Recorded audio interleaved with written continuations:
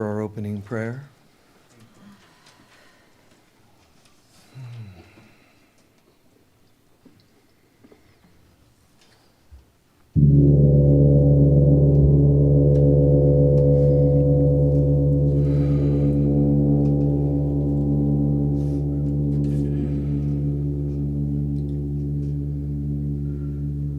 Allow that sound as it fades to draw us deeper and deeper within our hearts, the center, the altar of God.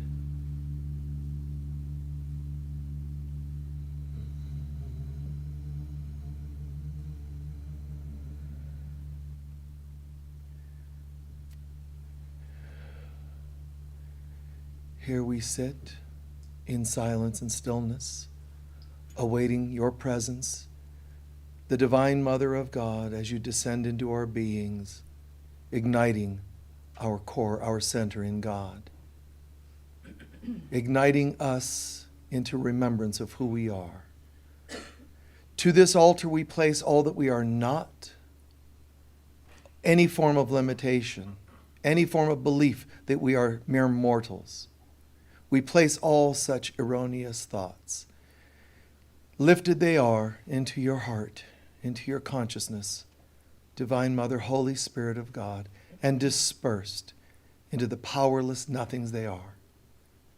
And instead we ask that you activate our being. You activate our remembrance. Help us to see, feel, know the Christ light within ourselves and that same I am God presence within each other, this day and every day. And so it is.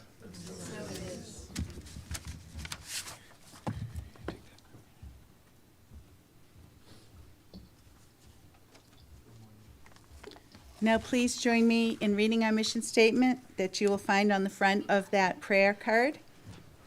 Together we say, the Global Center for Christ Consciousness is a spiritual center for students and masters on the spiritual path.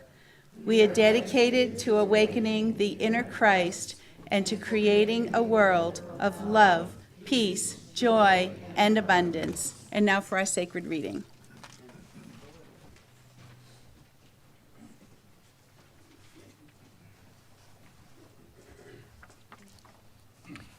From White Eagle, God in you makes all things new. When you realize the Christ Spirit within, everything changes for you. For then you begin to see beauty instead of ugliness, love instead of hate, to realize health instead of sickness. The world becomes fresh and new, and when after rain, you can look out on the earth washed clean, shining with the sunlight. You can purify your own physical atoms by right thinking, right speech, right action, right living, judging no one. Then imperceptibly will come a raising in your consciousness, a happiness of which you have not dreamed, and a gracious and gentle power will grow within you, which will make all crooked places straight within you, and which will make all crooked places straight, and which will open your prison doors, even as the angel touched the doors of Peter's prison and set him free. And so it is.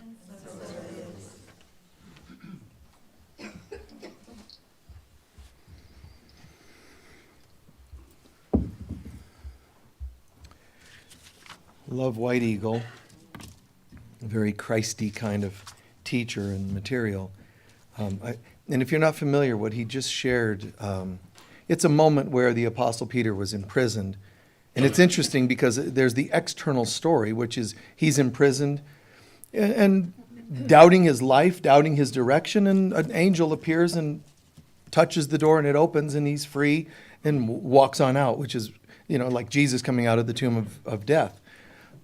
In our own lives, it's much the same. We have to remember that the metaphors of life, that is, Lazarus come forth, or Peter come forth, or you or Jesus, come out of the past, come out of the tomb, come out of the belief and limitation, and so on. Don't assume that that's what I'm talking about today. I just said that. Can you tell me a few things you'd like me to talk about today? Family rejection. Fear. Attachment and aversions. Finances and root chakra. Seeing the beauty in others, even if they're strangers or.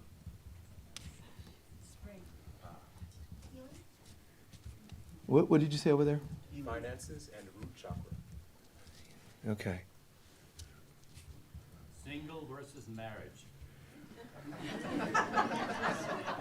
Speaking of imprisonment, just kidding.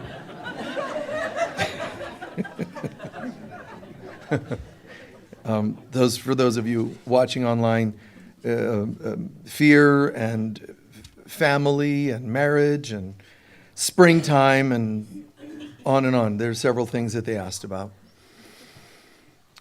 And springtime, that's a good one, which is so similar. Think about it.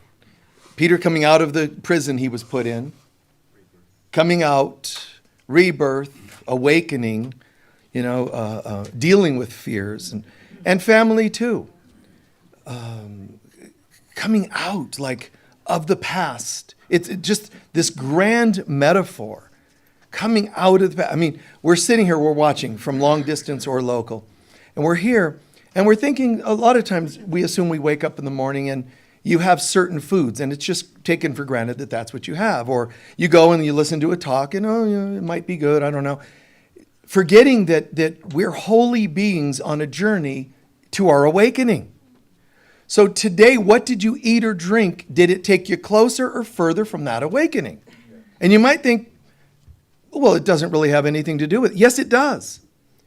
Anything that constricts the cells of your being might be a subconscious sabotage that we're doing to our awakening. Something that makes you feel too dense or heavy is not God. Therefore, it's the anti-Christ, so to speak. And I'm not saying shame yourselves for the things you do, but at least look at it. At least look at it to think, am I going in the direction of awakening? The things I listen to, the things I read, the friends I choose, habits, hobbies, and it's okay. I'm saying you can say, well, I'm fairly cleaned up, but I still do such and such. It's okay. It's an interesting thing. This world will say, the things that you do the most determine who you are. Others will say, no, the emotions you feel the most determine who you are. And then another group says, no, the things you think about the most determines who you are. What did I just describe? Your lower three chakras. Doing, feeling, thinking. And it's just another ploy for the ego to trick you into identifying with one of those things. The things you think the most, the things you feel the most, the things you do the most. It still gives you human identification.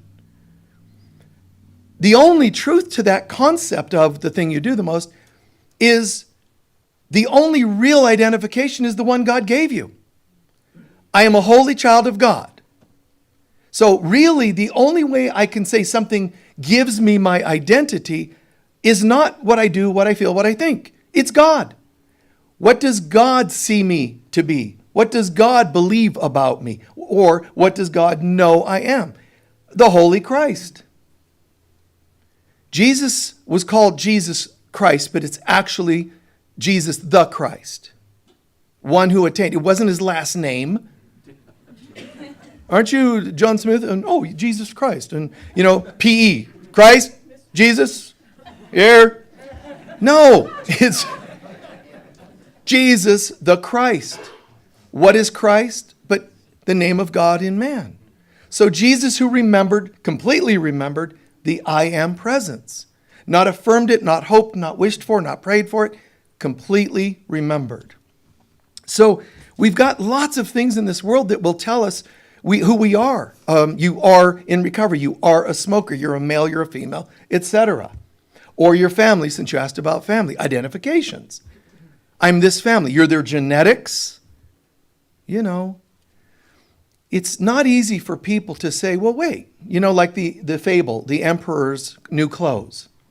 To say, well, wait a minute. No, The emperor is naked, says the little boy, the only one that's going to be clear and honest enough to just say what's really there. And that's what we have to do to ourselves.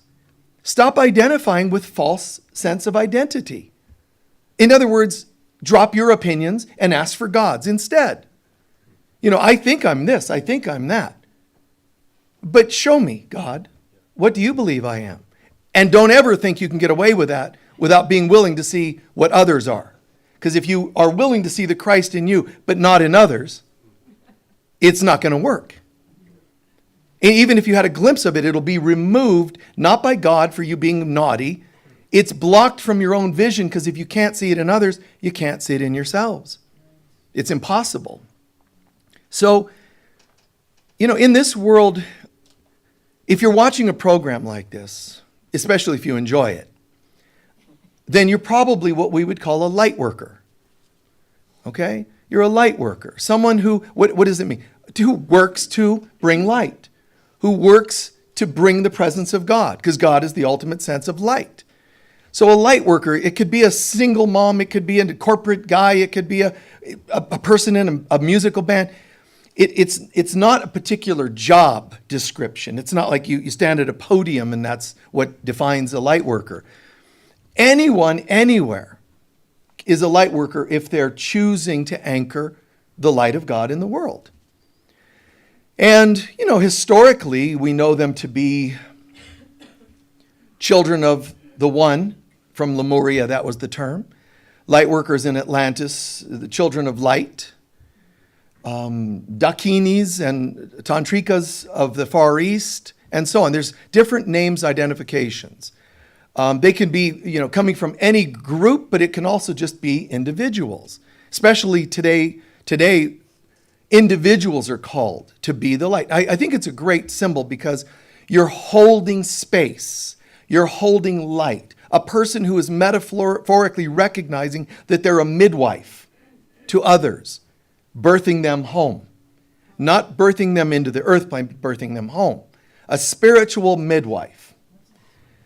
And that's a light worker. You're holding space. You're holding light. Kind of like the hermit card, right? So you're holding the torch.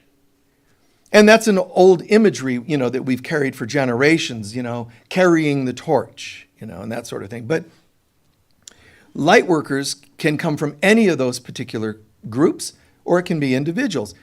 So if you're watching a program, especially if you enjoy a program like this, watching it probably doesn't guarantee you're a light worker.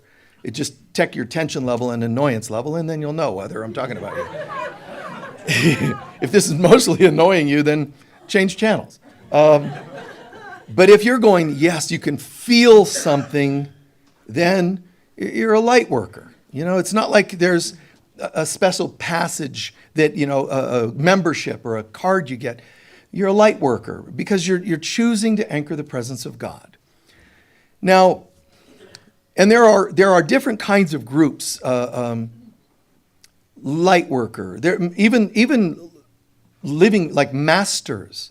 There are some of us on this planet that, I can identify with a historic group, Atlantean, Lemurian, whatever else, masters of the Far East.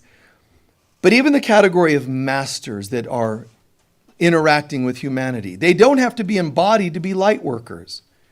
There's groups called Ashtar Command. There's groups, some of them are, wouldn't be as familiar to everybody, but one group of masters would be ascended masters, people who have awakened to a degree they do not have to incarnate again. Maybe you would think of it as a Buddha or a Bodhisattva. A Buddha or Bodhisattva is someone that didn't become root chakra, oriented, emotional chakra, intellectual chakra, heart chakra. You have to be heart-centered consciousness. I don't mean that if you go to an aura balancing person and they awaken your heart chakra, you're now an ascended master. I'm saying this has to be your overall consciousness. You have seen through it, or as Buddha said, I'm awake. If you think of the lower three chakras and think that you live there, just use this quick metaphor. You're living down in the lower three chakras and you go, I like this. This guy's talking about ascending. I'm going to be one of those. When you go to try to enter the heart, there's something in your body called the diaphragm, a muscular part of the body that says, no, you hit this membrane and it bounces you back, just like when you pass over in death and you're sent back.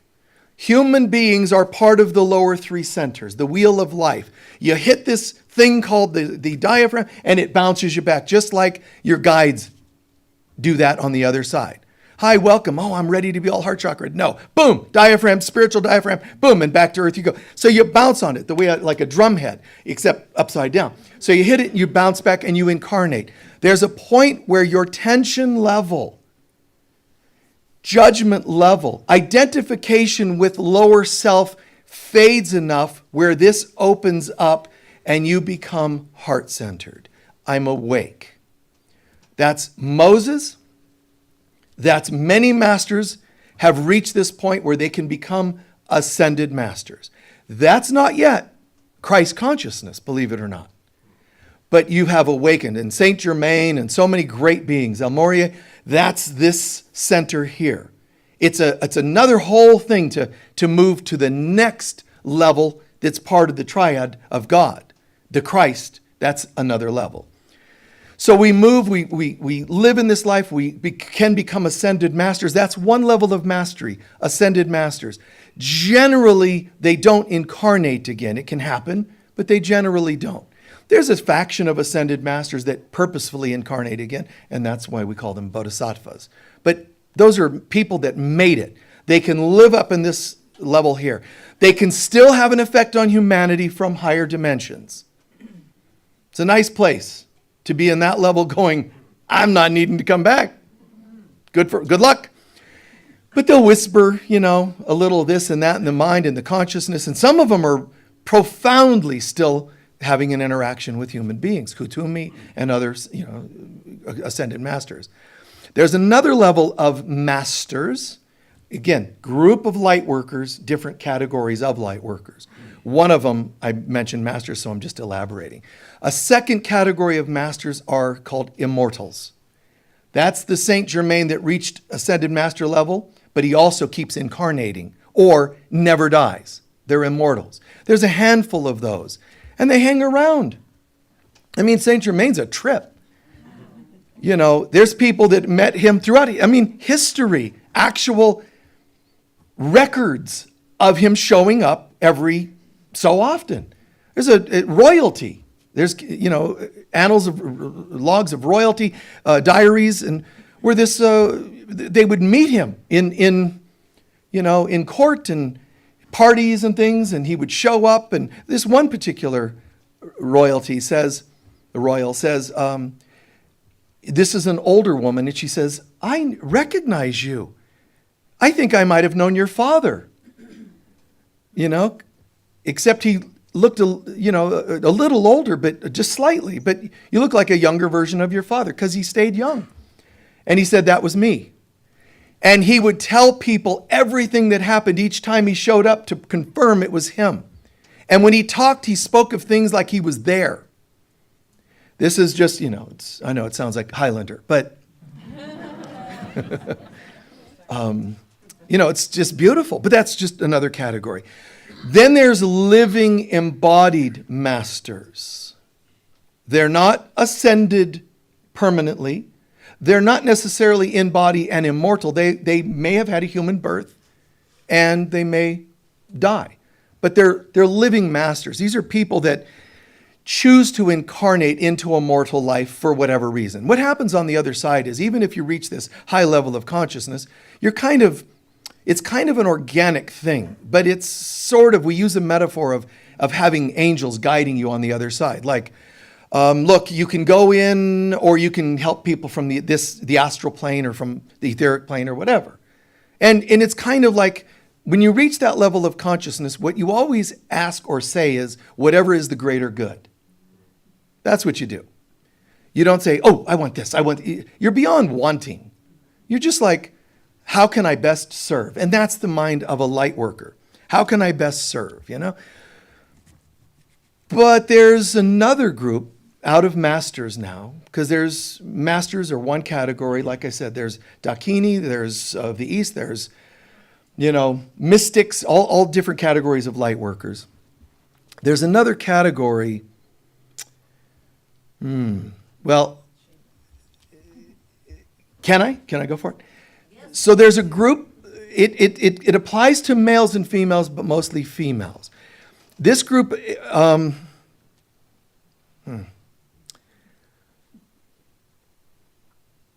just even talking to them, there's such a deep feeling. It brings up like emotion for me, but they're called the daughters of heaven. The daughters of heaven. I don't know that I've ever spoken about them, probably because they make me cry, but no. The daughters of heaven, there's such a deep feeling. Light workers are typically trying to help humanity go to God. The daughters of heaven are bringing God to humanity. You feel that? The daughters of heaven, and please understand, I don't want anybody to think, I want to be them, or it's okay. You're a light worker, so it doesn't matter which group. I'm an Atlantean child of light, or I'm a Dakini or whatever, because some of us know how to move in all of them. How to move and feel in all of them. I'm the type, for example, a light worker. Generically, we're all called light workers, but I'm the type that there could be a conference over here of people practicing sensual versions of being dakinis and so on. And I can go into that place and talk about anchoring the presence of God instead of just bodies. I can go over to a Buddhist group and blend in. I can go over to this group, because that's when you know you're really, really holding it. You're not just one group. But there is this one group. It's very unique. Sons and daughters of heaven, but it's primarily females that gravitate towards this group.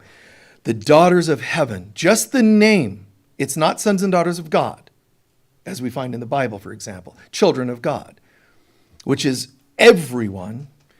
It's a specific group these people, they have such a reverence about them. They serve God, the mother, Jesus. They serve that.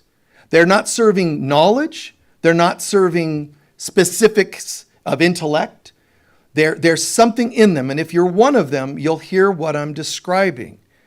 Often these women, and again, I'm not excluding men to this, it's more often women. I would say 8 out of 10 times it would be a woman. But they often wear scarves, whether it's a belt scarf, a shoulder scarf, or a headdress scarf. But then lots of people do, and they're not fitting this group, so don't assume that that's all literal. But there's this flow, and there's this countenance about them. It's love. But you can be one of these and not even be activated, meaning not even yet choosing to consciously know that you're one of them. But after today, you will. Okay? So these daughters of heaven, what a glorious name.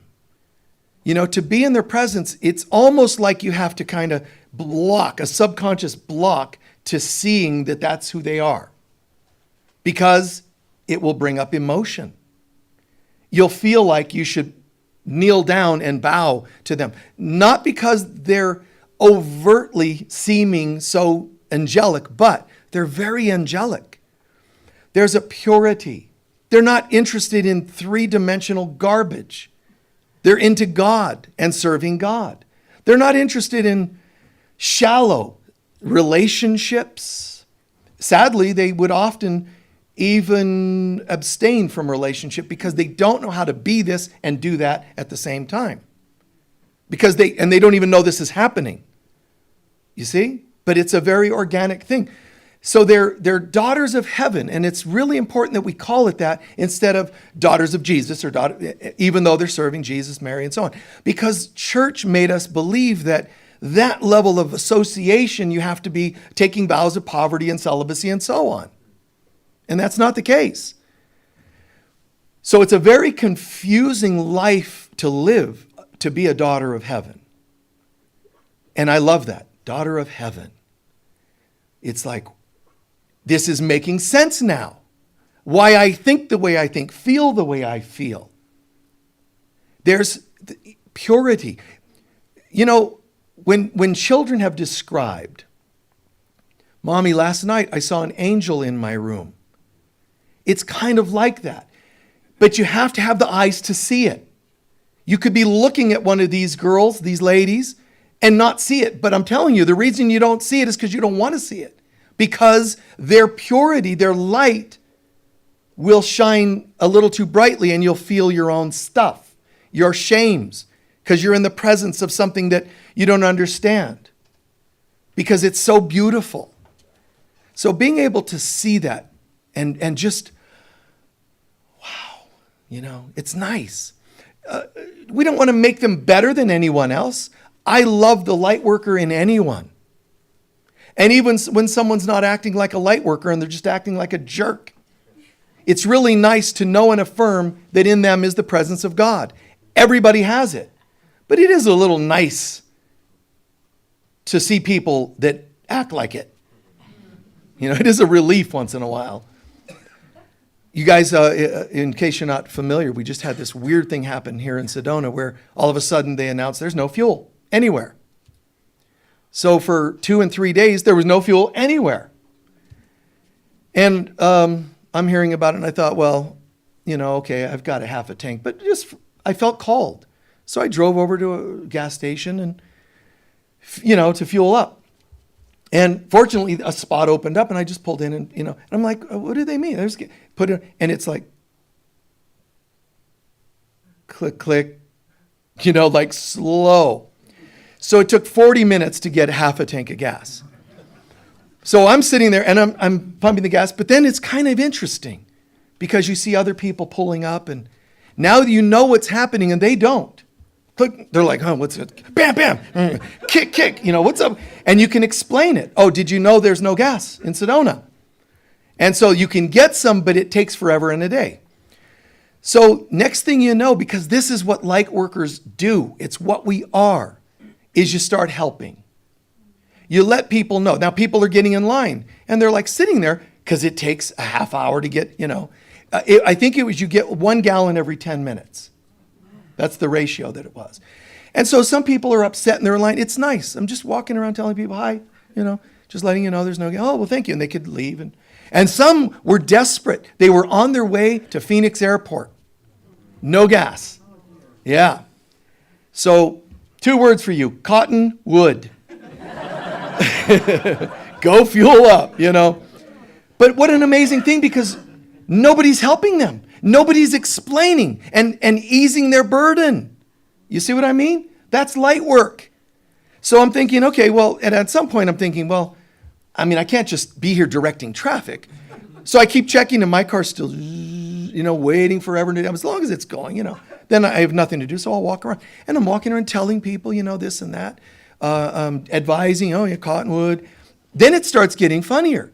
This wealthy older woman pulls up to the gas pump. She pulls back to the right. It takes her like 25 minutes to, you know, get in there, close enough to the pump. And that in itself was funny. She finally, you know, stops and then she gets out and I'm like, well, there's no gas in Sedona. I gave this speech, you know, but you can pump it, but it's going to take quite a while as long as you have the time, you know. And this woman, you know, wait a minute. Can you get in my car and tell me if I'm out of gas? And it starts getting funnier. Then I get this woman who's like, she's a middle-aged Russian woman.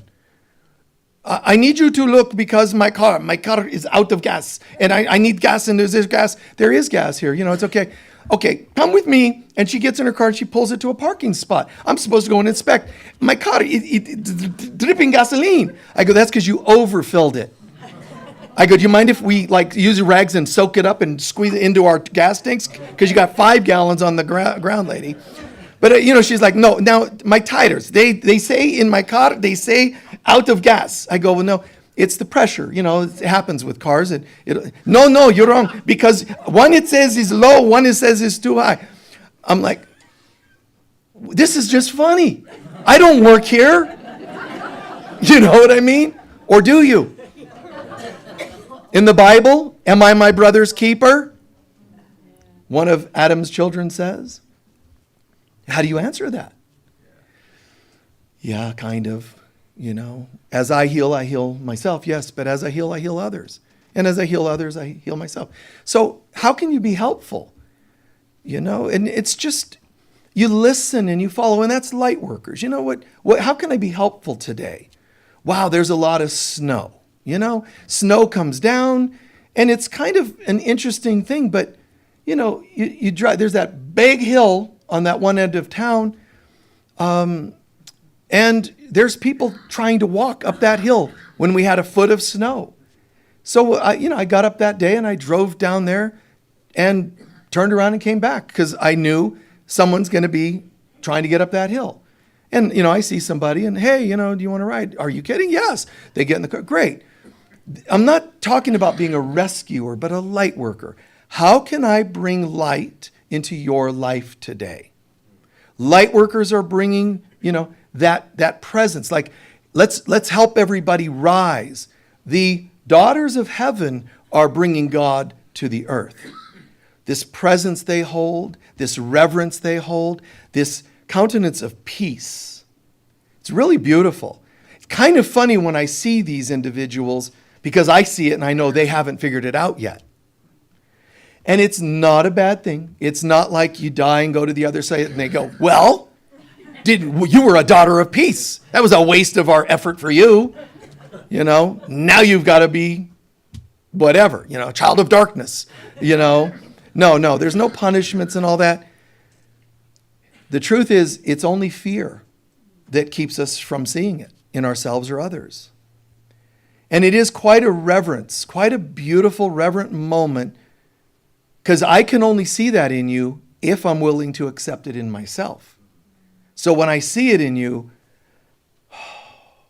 I give thanks in here for me and for you, for holding that space. What an amazing thing, because these daughters of heaven have chosen to have more respect for themselves. They've chosen to be of higher integrity. They may have even strayed and then found this. It's not like you lived some chaste life, for your whole life, but you have decided to be that presence. What an amazing thing. Just, to me, it's, wow. No wonder, and some of you, if you're hearing this, if it applies, no wonder I hang out with friends, even spiritual, new agey friends, let's say, but I still feel different. I still feel a unique, and I'm afraid, some of you have said, I'm even afraid to tell even my spiritual friends that I feel close to Mother Mary, because it sounds very Catholic. Well, these are the daughters of heaven, not the daughters of church. Those who are real strong Mother Mary, they can tell the difference between my love for the Divine Mother. She's the embodiment of the universal Divine Mother. She's one that embodied that archetype, Mary. And she can say, I feel this real deep reverence for her. That might be a daughter of heaven, or generally a light worker. You'll know the difference when you feel guilty and ashamed, and often in bad moods, that it was just the past life as a nun. That's different. You might go, the daughters of heaven, that might be me. No, not necessarily. If you find that real hard-nosed religious kind of thing, it might just be a past life of a nun. And the reason I'm putting those next to each other is because they can feel similar in very general ways. They can feel similar. Is that making sense? Yes. Yeah. Don't confuse the remembrance of hyper-religious with what I'm describing here.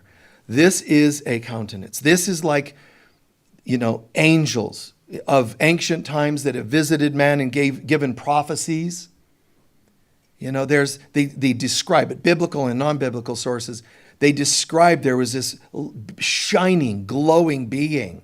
Sometimes those are light beings from other higher dimensions. That happens too.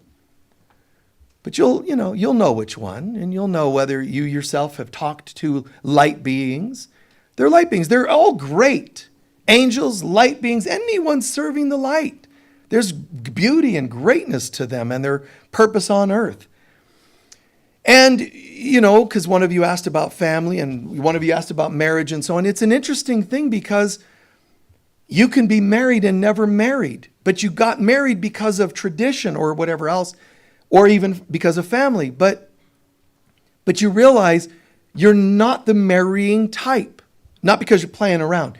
You're not the marrying type because you're already married. Your soul is already tethered to God. And that creates a real contrast inside when you're trying to do normal husband-wife kinds of things, the daily stuff, and yet you feel this reverence connection to God. It can be really awkward.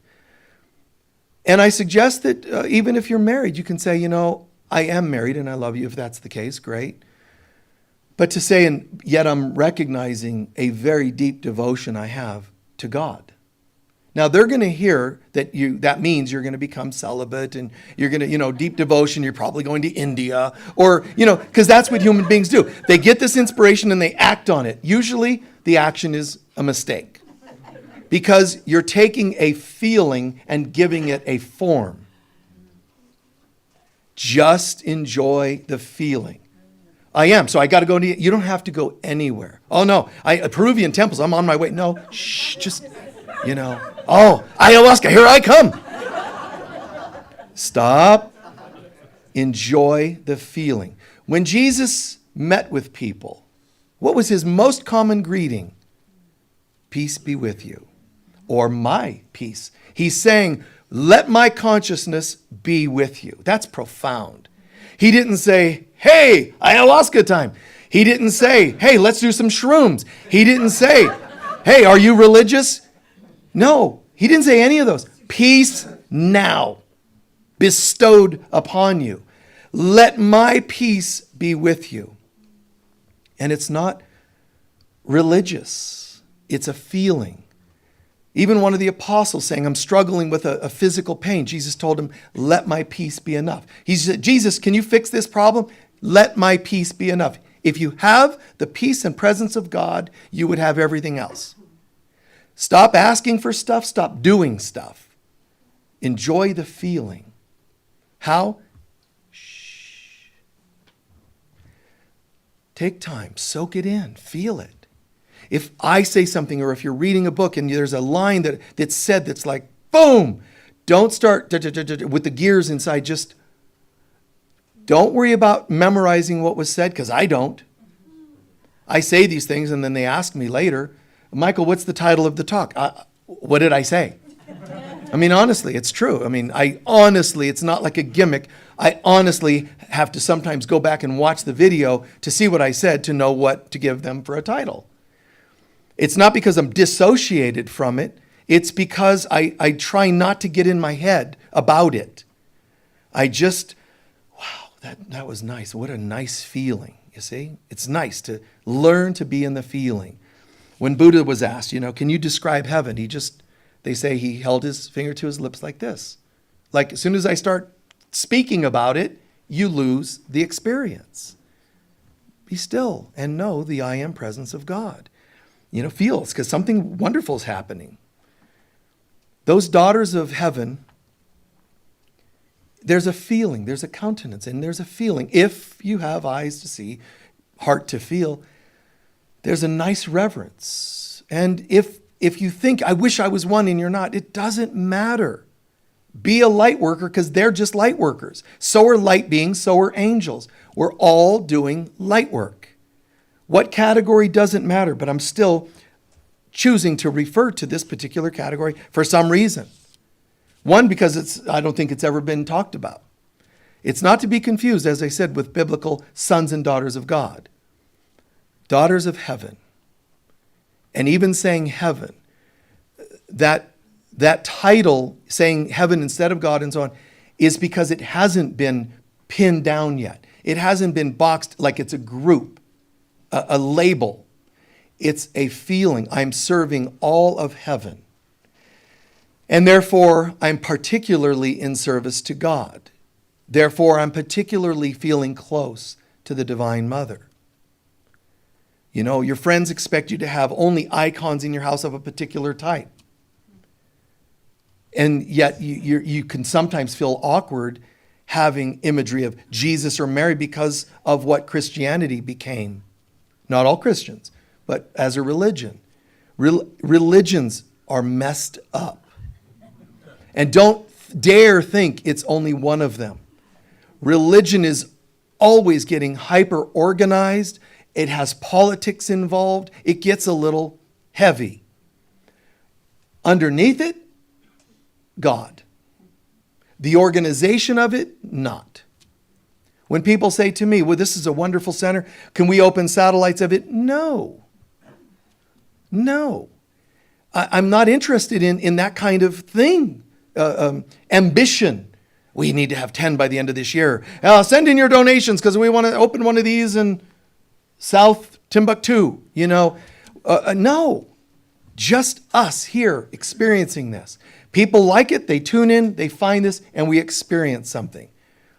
Nobody ever, even St. Francis said, I was told to build a church. That's what he was told. And he built a church, right? And then it became an order, the Franciscan monks and so on. And they're the ones who ended up, one of the groups that ended up, for example, kidnapping a mystic, St. John of the Cross, and putting him in prison to hide him because he was too good. They're like, well, we don't have the experience he's having. Let's kidnap him and torture him daily. So they're Franciscan. What happened to the birds? You know, and wildlife. You know, St. Francis, you know, he's in your garden. He's in your garden and you have a statue and he's got birds, you know, all loving him because he's so pure. Well, followers don't end up staying that way. Even the apostles of Jesus said a few weird things, did a few weird things.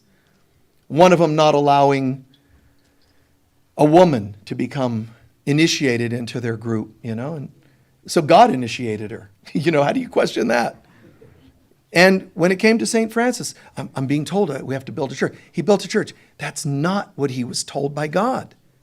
What he was told by God is bring life back to the church. Not the church, but the message. Bring life back. And what did his head here? We need bricks. That's what we do. We organize and structure things that are actually inspirations. I remember meeting an artist who said, I do paint. I get feelings and visions and I paint. But the paintings, Beethoven said this too, Mozart said this too, the music and the art never completely matches what I'm seeing, which can cause a lot of angst inside because you're angry all the time that it's never quite right. And that's the typical thing. It's never enough. It's never quite right. And this is a test for you. You're supposed to be able to say, but it's as close as it can be for today. Yeah. And that's fine. Why am I not just standing here holding space? Everybody just get it. Jesus says in A Course in Miracles, I still need lips and vocal cords because some people need that to hear me. So use your hands, use your eyes, use your ears, use your actions. We're light workers, here to make a difference. It's okay that your art doesn't quite do it. That's just you finding fault with something that was divine, and now you've ruined it. By judging it not holy enough, you've ruined it. So the angst of some of these great artists, Mozart and such, or as this painter was saying, and I love the way he pulled this off because he said, what I do is instead of, something else just came, wow. Yeah, so instead of trying to paint with standard pigments, he made his own new pigments because it was closer to the ones he could see. And this you would call painting with not pigments, but with light. Make light pigments. Make sounds with your voice and or like light language. You don't have to, well, the only pure thing is silence and then God. Therefore, it's not even worth painting. It is, because some people still have eyes that want to see the painting with those eyes and want to hear the sounds you can make. You still bridge the actions. the holding presence. And Saint Germain actually, because he was, wow, what a funny and great being. He was actually speaking to royalty, and he would say, I do not die. I live forever. Show us how you live show us some evidence. And he would literally do things. He would give me some metal, some crude metal, lead, and he would turn it into gold. Now, I'm not saying that the magic tricks, as it were, not that they were magic tricks, but it's not the magic tricks that are the magic, that are the point. It's not manifesting gold that makes you Christy. But he was an immortal, and he understood many things, and he was a master. Mastery, you start to not just hear sounds like Mozart, you start to figure out how to bring them forward. Hearing them might only lead you to being a frustrated person. How can I help today? These sounds come to you and you're like, but there's no instruments that can do that. Do the best you can. See, God's not like, fine. See if I send you any sounds ever again. It's, no, shh, honey, translate them. Like I'm standing here translating, as I'm speaking. Translate them. Use the best means you have. Just try it. Just risk it, because there's no risk. Let it happen. And then it comes through. And you might find that your painting today is smiling at more people. And it might be with brush and oil or watercolors or whatever. To be a light worker. And some of us, it's sensuality. Because it's not supposed to have been interpreted as children of church, daughters of the church, which, oh my God, so uptight. Can you imagine the real presence of God? If it manifested in some convent somewhere, especially of older days, where everything's so rigid, priests and nuns, just imagine what could really have happened if they allowed Christ to come forward and be there. Okay, we accept you really are. We can tell you really are the Christ. What would you have us do? Become more uptight. You think Jesus would say that? No. He'd say, loosen it up, Wilma. Loosen the bone, Wilma. Take off your clothes. Dance naked. Oh my God. Crucify him. Which is what they would have done. Start just dance and feel. Do you feel the presence of God? I do. They would start channeling. They would start doing light language. They would start glowing and laughing and giggling and crying. All the pent up stuff that now has taken them another 10 lifetimes to try to work on. 10 lifetimes later, they start loosening the tie. It took 60s hippies to show them an alternative. And they had to judge the heck out of them for a while. Probably then having to come back another lifetime with, all your children are hippies to try to teach you not to judge hippies. Jeez. So, serving the consciousness of God and in mankind, that's the presence of Christ. Our remembrance is the second coming of Christ. Our remembrance of who we are. The daughters of heaven are trying to bring that in their way. But what I like about them particularly is the presence they're holding, not the things they're doing. So they're a little bit more, just this presence, flowy, just this countenance of peace. Because they're holding something very beautiful. And again, it's not what color they wear. It's not that you have to try to be one of them. Be who you are. On one day in particular, I'm a son of heaven. Other days, I'm something else. As one apostle says, I'm all things to all people. So I'm the type that will just navigate into whatever form of light work I need to do today. Today I need to teach. Tomorrow it's advice for a screenwriter for a movie, something else. I just kind of morph into whatever is needed in the moment to just be the highest you can be in the moment.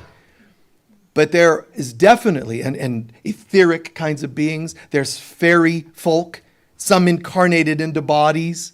I can see those things. I can see when someone's from the Andromeda system, someone's from ancient Lemuria. I can tell who's who and what's what. And I love it all. I think it's fun and beautiful. You know, you see somebody doing certain things I won't describe in Atlantean, typical Atlantean. You know, it's so funny. Oh yeah, Lemurian. You can just tell and feel it. What system people are predominantly from, right? And you realize what's most important is not being able to spot it, but the common theme. Going home, remembrance. Human beings are uptight about the fact that our days are numbered. It's all going to come to a close soon. A major shift is coming. And human beings are wanting to pretend it's not happening or becoming terrified. That's the two reactions for humans. I'm going to control it, or becoming terrified by it. And ironically, their terror is because they realize they can't control it. You cannot control the timelines. This is happening now. Well, can't we stop it? Stop what? Why would you want to stop it? Well, devastation. No, the devastation is just birth pains. We're going home. And some people are like, no, I don't really believe that. And that's the old school students or intellectuals. I'm not putting down academics, I'm saying that's the choice of denial for people that come from old school spirituality or old systems, I should say, traditions, or some from, more of an intellectual style. They say, oh, no, the stuff that's happening in the world is just normal cycles. It isn't. But you'd like to think so because you feel safer, pseudo safety in thinking. It's just normal. There is no real, issue, global warming. Not really happening. It is. Imbalances, greater and greater and greater imbalances, because the earth needs to shake off the garbage that's been put onto her. So it's one big cosmic sneeze. She'll sneeze, but it's different. When you sneeze, there are bacteria and stuff. You blow out your nose when you sneeze. Well, it's different when the earth sneezes. There's people that tend to blast off the planet. Earth changes, and whatever else. So it's not just another day. And if you want to believe it, it's just another day. It's just another. I like the fact that these daughters of heaven, they can see it. Lightworkers should be able to see it, but not all do. See and accept. The daughters of heaven realize we're going home. They can feel God calling, I love you, come home. And they're just, how can I serve for that to happen? How can I be of service? And they're often holding space more than preaching, teaching. Not that they can't do the latter. So this is all changing. We would like to think that Jesus was just another teacher. But there's a reason why you need him to be just another master.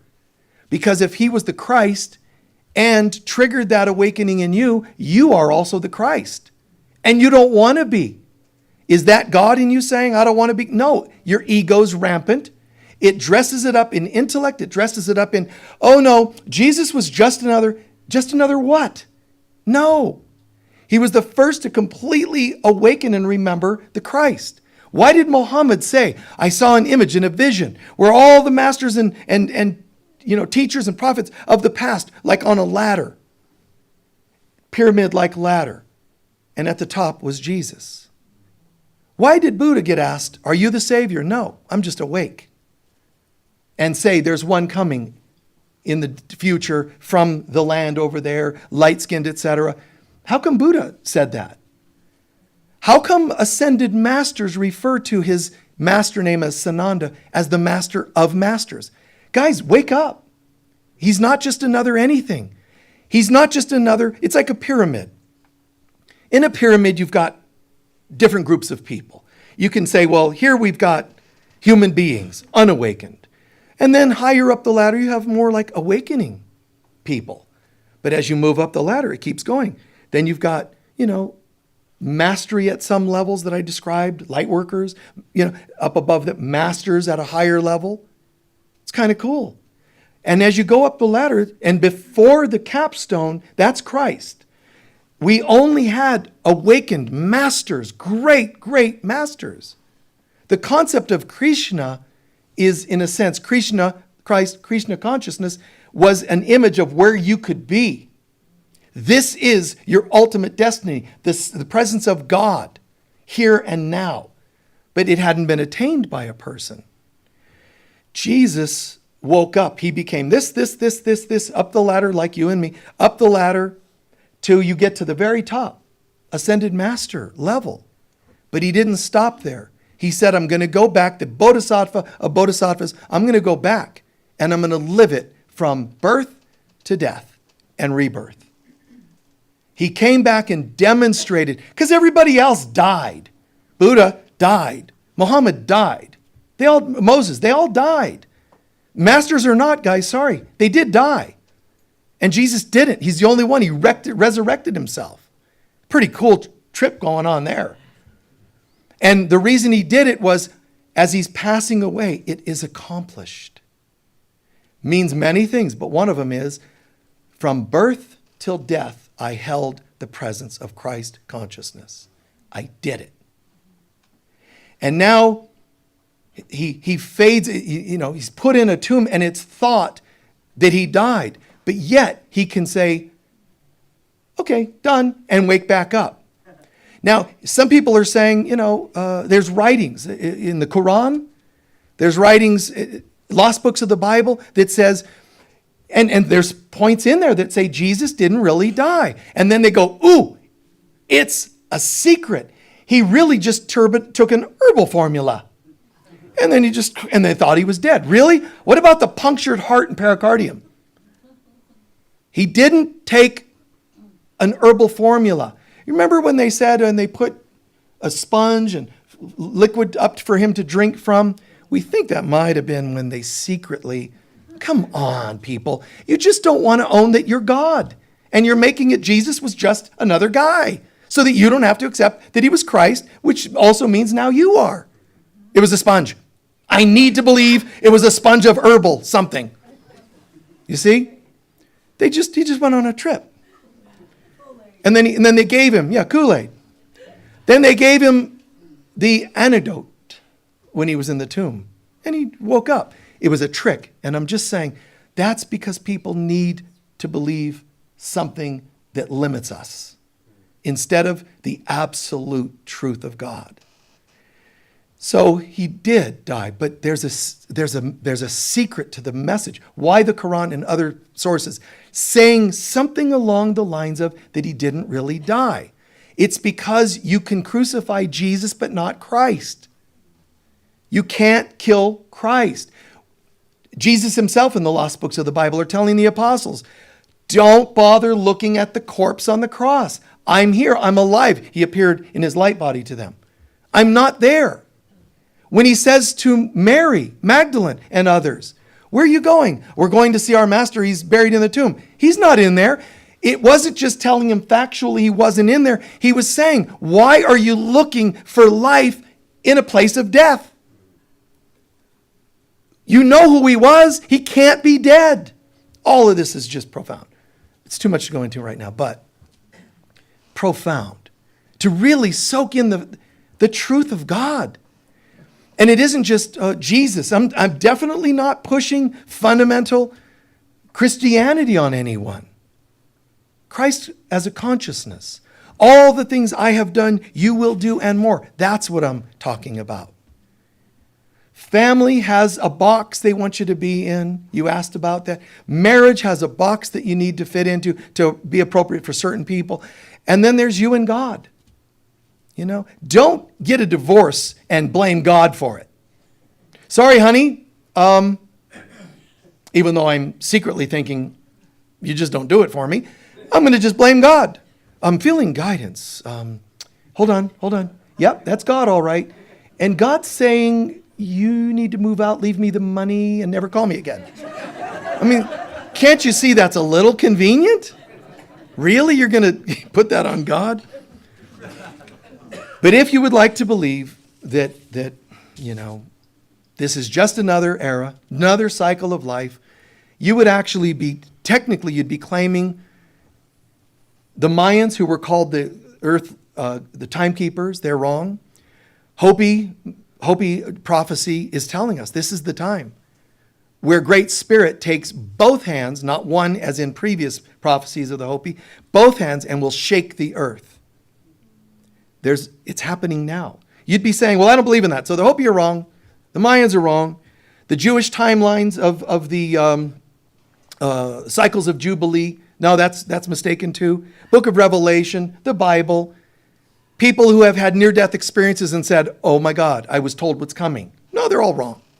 Doesn't it start to sound a little convenient at some point? Everybody's wrong. Nostradamus, Edgar Casey, they're all just wrong. Why did they all say the same thing? This is the end of time. Something major. Even Jesus in A Course in Miracles, a book about love. And he still slips in, yeah. Wow. Yeah, love, forgiveness, but wow. You know, he tells the Channel Helen, the world is worsening at an alarming rate. And he says, we need to do something. He even told her, this course, this thing you and I are doing, Helen, we're supposed to have done this in your next lifetime. But we don't have time.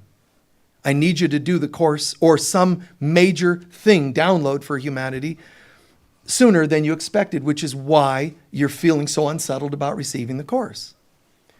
So I'm going to close with leaving that with you in the sense that your spiritual path, and you feel like, I could have been a light worker sooner had I known all this. I've done that to myself. I did this early. I was into this in high school. And some days I still think, dang, I should have got it sooner. And that's not God. That's just fault finding. Yeah, but if I would have only, the people I wouldn't have slept with. Wow. The drugs I wouldn't have done. Whatever's in your head, that's going to be where you go. There's the marriages I shouldn't have done, or whatever. That's not God. I would have been a vegan from the beginning. I would have never dated. And that's just the nun talking, man. It's okay. Every bizarre thing you did that seems out of congruence with what you now know is now going to, when surrendered, will be recycled into helpful hints for others that you run into today. Just let it be that. It's true. I don't care what you've done. No matter what you've done. Mass murderer. I found Jesus. And it's going to teach you exactly. Somehow someone out there is going to be needing to hear you from your angle of how you woke up. Doesn't matter. No one is hopeless. No one is beyond awakening. But you will resist that awakening extra so if you don't realize that there's nothing so horrible about you. It's okay. Misdirected is all I was. And now I get it. Getting it now allows all this to be recycled, and I'll bring it to the world in another way. The man who shot John Lennon wasn't just trying to murder John Lennon. He was trying to be what he wasn't. Had he known how to be that thing that he idolized in another, he couldn't have harmed the other. He did it because he knew not how to integrate that in himself. I will take from you what I do not see in myself. That's a molester, a murderer, a rapist, and so on. Those are people, they know not what they do. And you know why they know not what they do? Because they know not who they are. Lightworkers, we don't justify any of these things. We just simply say, and how can I be helpful today? In whatever the situation is. How can I be helpful today? All the world knows, on some level, time as we know it is expiring. But it means time, which is an illusion. It means illusions are expiring. And that can only happen in one of two ways, the easy way or the hard way. Humans tend to go the hard way. But we can affirm the easy way. Lightworkers, they affirm, they know, they insist to know there is but the light of God, even despite what seems to be. We don't pretend what seems to be isn't happening. We just know that despite what I see, there's another way of looking at this. There's another way of seeing this, another way of experiencing this. So we don't look for ways to run and hide and deny our obligations and whatever on planet Earth, but it changes the way we do them, changes the way we think about them to be a light worker. Okay? Please take a few centering breaths.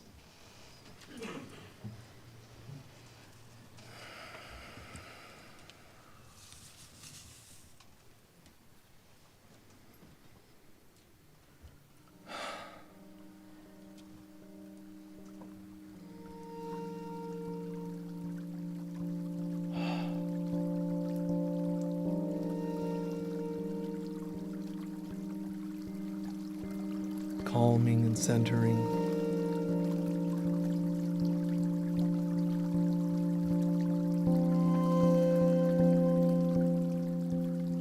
Step out of the head, the opinions of life.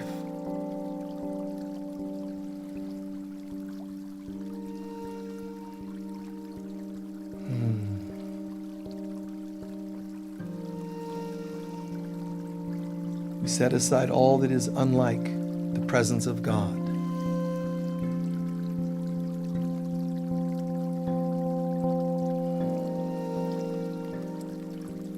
A slightly paraphrased quote from Scripture.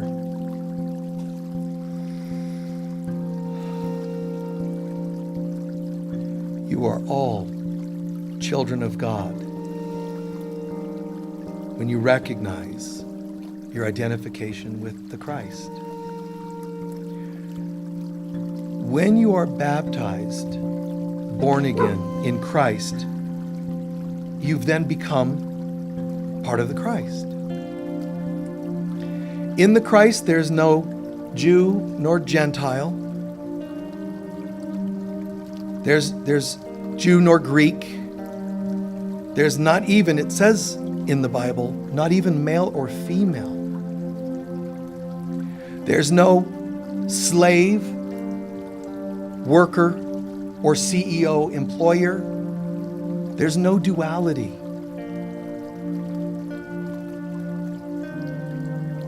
Because in Christ, you're all one. Soak that concept in. Say to yourself, I am that I am. I don't need to actually take on identifications. It's okay to be a woman or a man, that's fine. Black or white, that's fine. But it's not my identification. What color am I? Light. What gender am I? Light.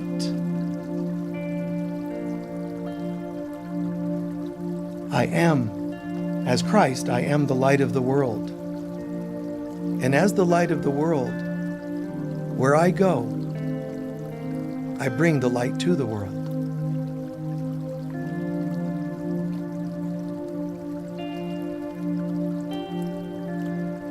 In this sacred and holy moment, which any of us, each of us and any of us are well permitted to say, no thank you, and just keep our smallness. We're allowed to do that. Free will. But if we're willing to do so, just hear this. I am the light of the world. Not my human self. God within me is the light of the world.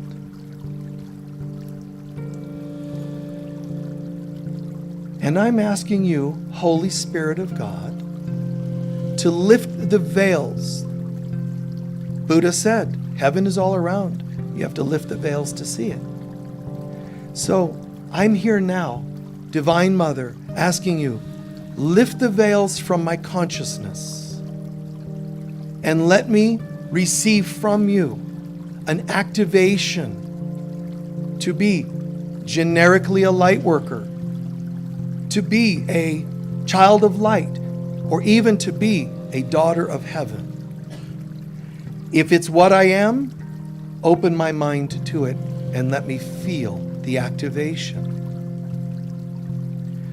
Generally, a good light worker, which makes me a better parent, a better cook, a better lover, a better human being.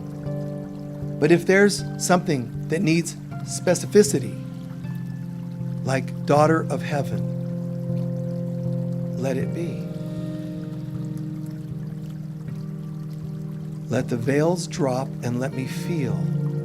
It might be a dakini.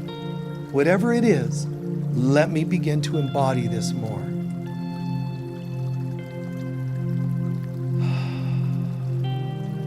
I am as you've created me to be. Let me dance, let me smile.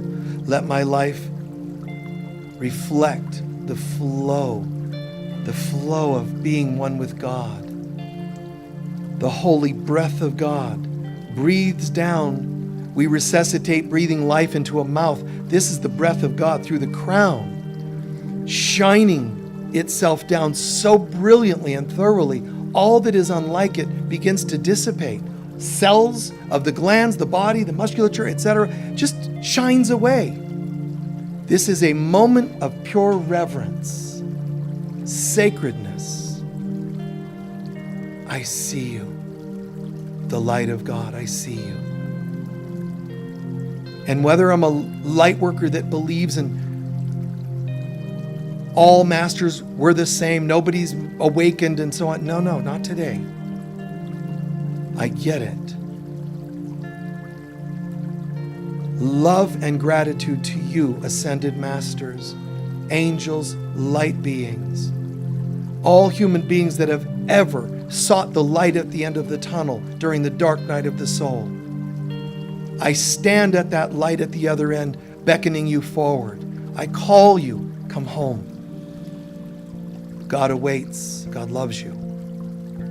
Whether the dark night was a divorce, a job loss, death, or death of loved ones, come forward. I stand on your behalf. We are as God created us, and we are the Christ on earth.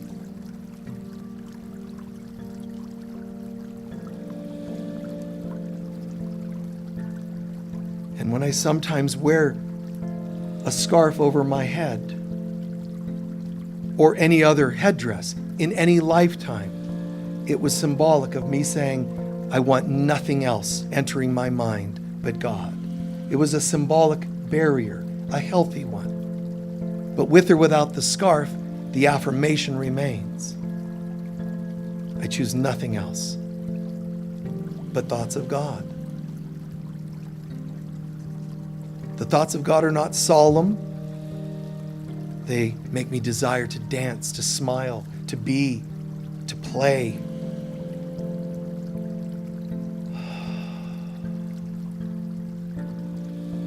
I give thanks, Divine Mother, that even in this lifetime or other lifetimes when I have forgotten who I was, that you never forgot. Thank you for remembering me when I forgot. Now, I merely ask you help me to see this in others as well. And in this, we are all awake. And so it is.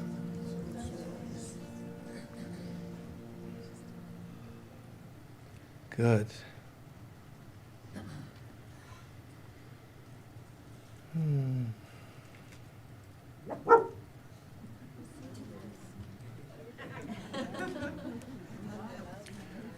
Those of you who are watching online, someone was just channeling over here.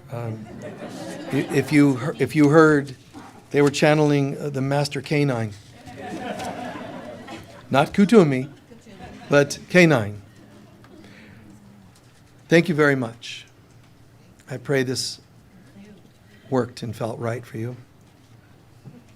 We're going to, in a moment, take up our collection and then do our closing prayer. This should only take a couple of minutes. Let me ask you first, what did you hear or learn today that made the most sense for you? Can anyone share? Just brief sentence, yes? Seeing through. Seeing through? Seeing through the Nice. Seeing through the veil? Yes? not wanting, let go of wanting and doing. Let go of the wanting, doing, and allowing, yes. And Daughters of heaven. and they walk the earth. Daughters of heaven are real and walk the earth. How can I be helpful? The importance of, that's the prayer, man, to start the day. Here I am. Which leads to, what would you have me do? Yes. Not judging creativity and allowing it to come naturally. Not judging creativity and just allowing it to come naturally. Yeah. I have an 11-year-old granddaughter who I believe is probably her future involves being a daughter of heaven. Whoa. She's like a super achiever academically in sports. And when I talk to her mother says that she is like super concerned with everyone. Wow. And she says, I don't quite understand it. So my words to her are, well, she's special. Something special about her. Yeah. It's a granddaughter, you said? Yeah. she's A 11. granddaughter that feels like that, has that light worker kind of mentality. Beautiful. Yes. Okay, not to have a label. Yeah, it's okay to not have a label, especially the world's labels, the world's version of labels. Absolutely. It's quite all right. Yes. Michael, how many daughters of heaven do you believe there are on planet Earth? Just roughly. I mean, are we talking hundreds, thousands, millions? Hundreds, Hundreds. thousands, not millions. How many are there on the earth? The daughters of heaven. Yeah.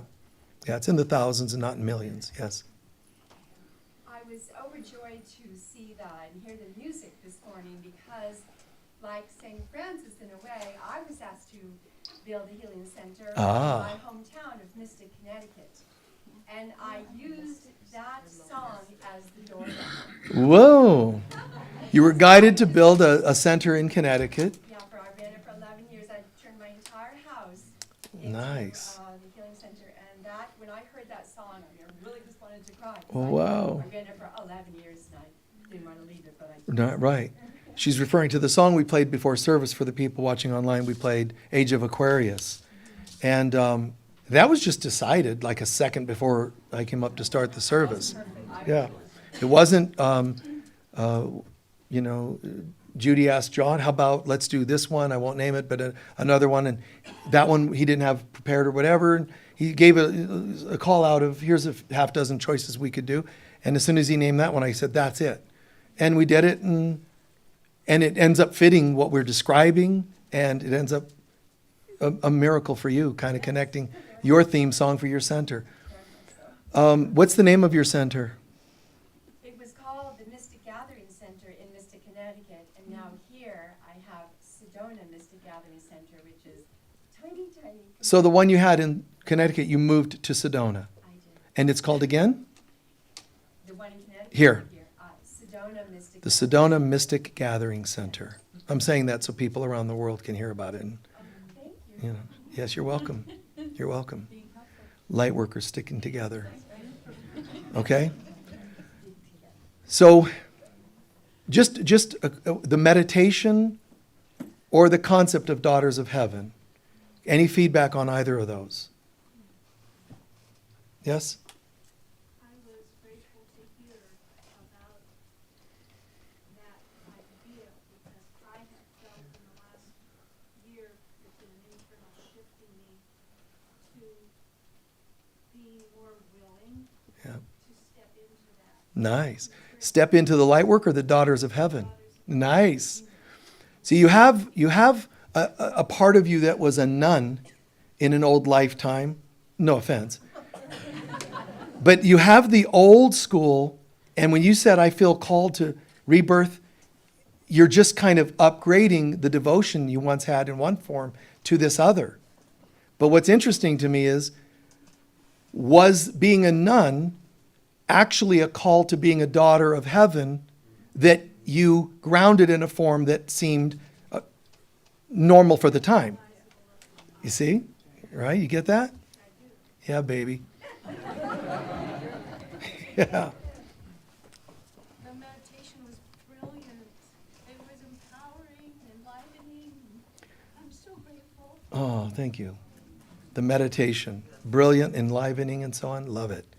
Yes? In your discussion of the daughters of heaven, I think every woman in this world, in this room, needs to consider themselves a goddess, which they Yeah. are. Right. Right. And every man is a god also. Right. Jesus himself saying, have you not heard that you are gods and goddesses? I mean, himself saying that, it's important. He didn't give this. You are a sinful worm that religion say that he says. I mean, my God, all that I've done, you have done and more. You are children of heaven. You are sons and God, daughters of God. Amazing what he told us. And yet it gets turned around into some weird translation or misinterpretation, which is because people are twisted. Twisted minds create twisted interpretations. Twisted, anything that leaves out love is twisted. Somebody turned it. Whether it was 1 degree or 180, it's twisted. Why would that be? It's too much for me to bear, to believe that I'm a holy child of God. You could say, oh, no, the world does this to us. And why is that? How come you're not breaking free of the trance saying, I don't buy it? The world, it's a conspiracy. They make us believe little. You can say no. It's convenient for enslaved souls to live an enslaved life. When can we say free at last? Free at last. Thank God Almighty, we're free at last. Breaking the spell. With that comes a dance. Yes. Well, it's affirming and freeing, but it also just generates this energy that makes me cycle like a water wheel. And when I'm free in that, it flows freely. Beautiful. But when I start conforming again, then I shut it down. And so it's how to really keep that. Right. When you conform, it shuts it all down, but you can see it and feel it. And it has happened where you can feel this free flow movement like water pouring through you. You're very welcome, dear. Very welcome. Yes. I believe there's also sons of light, Yes. daughters of heaven, Yes. and that whole synergy and balance and how that works together within us Right. is bringing that heaven down to earth. Right. It's interesting because the concept of sons of God doesn't mean males. There's another group of Lightworkers. They're called the Great White Brotherhood. First of all, they're not white. Second of all, they're not brothers only. It's really the great brotherhood, sisterhood of light. But the wording fit the people at the time. But that's what it really is. And so, but I have to say, there are certain times and movements happening in the world where it seems like more male leaders gravitate toward one. Like, let's say, children of God, children of, sons of God. It has a male energy. Many ascended masters were males at first. But what I like, and try to understand this from where I mean it to come from, the daughters of heaven didn't care that the ascended masters were all too often, majority of the time, males. Don't think that left out women. The daughters of heaven didn't care because they're daughters of heaven. I'm an ascended master. I'm a daughter of heaven. I don't care. You know what I mean? There's almost a higher consciousness, the achievement of mastery. A daughter of heaven. Like if I could push a button and be one there, I'd go daughter of heaven. Yes. Just something in my recovery that helps me to stay focused is what I resist persists. What I resist persists. If we resist this notion, please, I'm not pushing in religion. Jesus is unique because he went all the way. The capstone is Christ or God. I'm not a master at the top, the flat part waiting for the pyramid cap. That's mastery. The last couple stones at the top, here's all the sleeping people. Grow, grow, grow, grow. Ascended masters. Wow, isn't that amazing? Yeah, but there's one more. Boom. That went from ascended master heart chakra into the throat center, which is the Christ center. The center of the I am. Are you the Christ? They asked Jesus. His answer, I am. Perfect answer. Some people think it's an intellectual response. Yes, I am. No.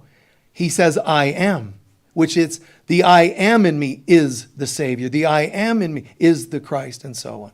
Okay, the last one or two. You had a hand up. Yes. I really appreciate the ascended canine master part of the meditation. Thank you.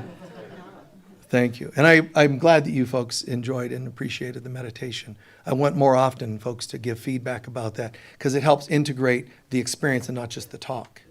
Please stand for our closing prayer. Oh, yeah. 2 weeks in a row. Please join me in the prosperity prayer. Together, divine love flowing through me blesses and multiplies all that I am, all that I have, all that I give, and all that I receive. And so it is. While they're passing the baskets, a couple quick things for you all. First, we're organizing for our website a directory. In other words, so that when people often call and the staff members, they're having to rush around trying to figure out when people are calling and asking for referrals. Do you know of a good realtor? I don't want to just have everybody tossed out there with, hey, good luck. If you need to find something significant, an Airbnb, if you have one, let us know. We'll post it. If you are a supporter here, we want to support you. So if you own a restaurant, we'd be happy to try to put that on our list. Realtors as well.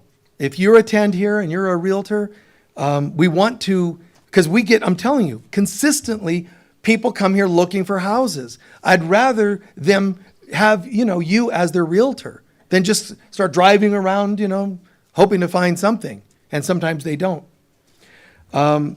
Okay, last couple announcements. Remember that the chaplains are available for a healing circle after the service. There's crystal bed therapy, crystal bed sessions. You just lie under the chakra-aligned crystals in the healing room yurt outside. If you'd like to check that, I would highly recommend it. If you're on social media, like us, friend us, and whatever, Remember, here's the bottom line. Don't tell people you should have a session with Michael. Don't. Tell them what I do and see if they're interested. Don't tell your mother-in-law about this center. Okay? Tell her what you do. If she feels called, let her look. But don't recommend people, because you often assume that they're of this, and they might, especially if they're coming from a really rigid, religious kind of thing, they might just become angry at you. So you don't need to push people. There's a general saying, if you like us, tell your friends. If you don't, tell your enemies. Okay? You get that? See, the psychics, they never laugh at the jokes. You know why? Because they're laughing at the next one. Get it? They always, because they're so psychic. Never mind. Next Sunday, March 26th, 12 to 3, I'll be presenting a workshop myself on advanced skills in spiritual counseling. It's not to be a counselor, it's advanced skills in spiritual counseling, which is learning about boundaries, healthy boundaries, relationships, communication. It's for us to live better lives. You can see more information about it on our website. And Thursday, March 30th, Athena Tree and Nico Light will join together their gifts to create an interdimensional realm experience with music. Through vocal synthesizers, piano, handpan, and violin, they build electro-symphonic music and celestial sound tour experiences with visual creations inspired by shamanic work in Sedona to channel the highest good for all. This event will be live streamed for everybody around the world as well as in person here, so join if you can. All right, please stand for a closing prayer.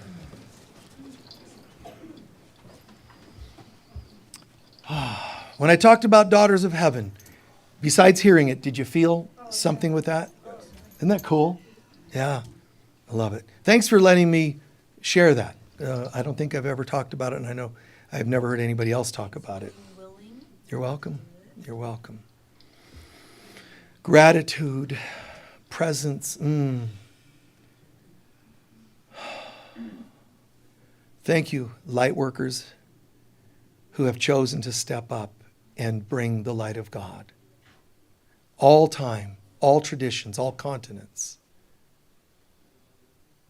Lightworkers that are religious and non-religious, because it's light work. Can't be named or stuck to one group. Lightworkers throughout all time, thank you.